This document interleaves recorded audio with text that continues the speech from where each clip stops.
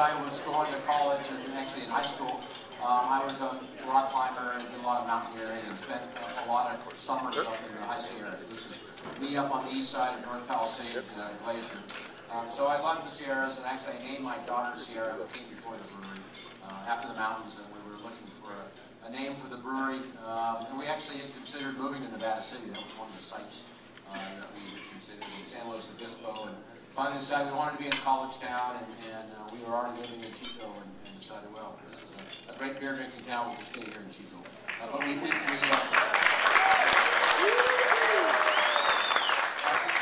kept the name, and it seems like it's worked for us.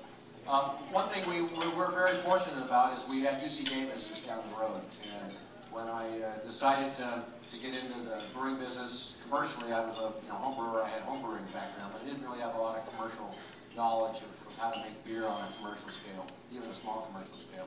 And UC Davis had a pretty significant brewing library and actually taught brewing science, and we've hired a number of people over the years who have gone through the UC Davis brewing program. But one of the things I did is I went down to Davis week after week, and I probably violated a lot of copyright laws, but I photocopied hundreds and hundreds of articles out of magazines and technical journals that they had going back into the 40s and 50s and 60s.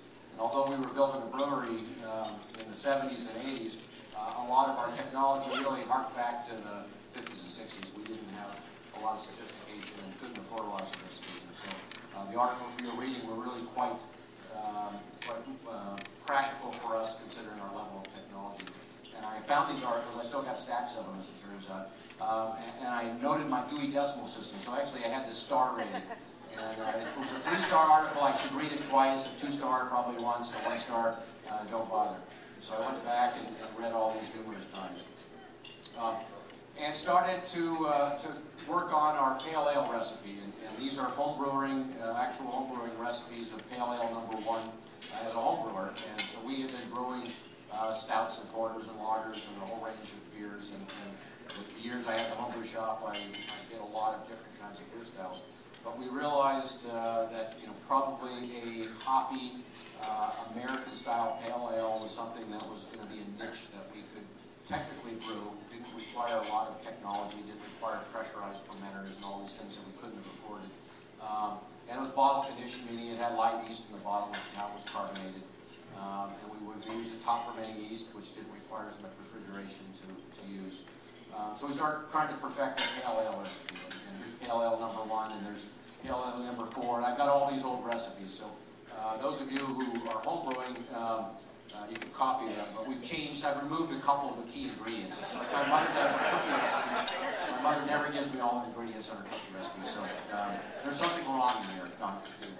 But we did a lot of experimenting, and we did about a dozen of these or more as home brewers, and then we did this as we were building the brewery.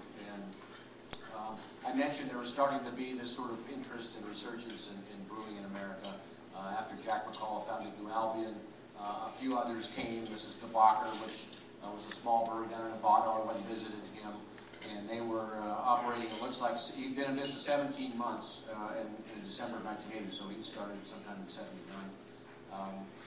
And visited his operation, and didn't make fantastic beer. It was quite a crude little brewery, but we were starting to realize that we better get our act in gear, because the market was starting to happen, and we wanted to be a part of it.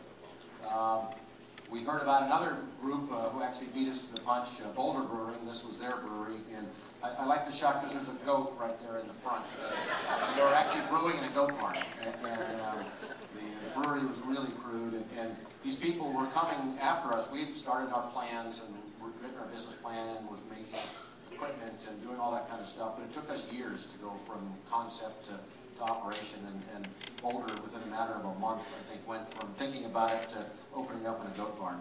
And their beers were never very good, and the brewery actually is still in existence, although the original founders are long since gone. They sold the brewery. But this is the only brewery left in the U.S. that's older than us, that started out when we did. But again, not with the current owners being the people who founded the brewery. So this is what I was doing. Actually, somewhere in the shot, you can see my head there on the left. We were doing all the construction ourselves. We did not have a budget to hire carpenters and plumbers. And this was actually a dairy tank I bought out in Orland.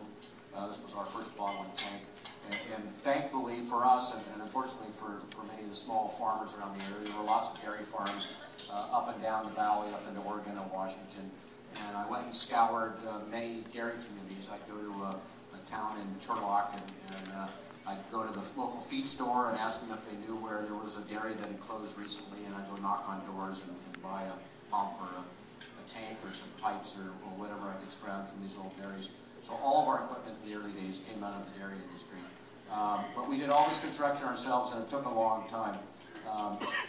This shot, actually, this is our bottling operation, and when I leased this building on Gilman Way, which Gilman Way is right across from the Enterprise Record Building. It's been renamed since then. Leased this 3,000 square foot building, which I thought would be huge for our brewery.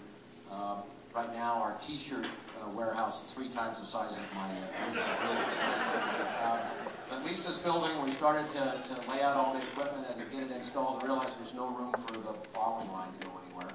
And so I went down to the city of Chico, and my uncle was an architect. I had him sketch out a drawing of this little addition we wanted to add, 500 square feet, actually 800 square feet, little bottling operation.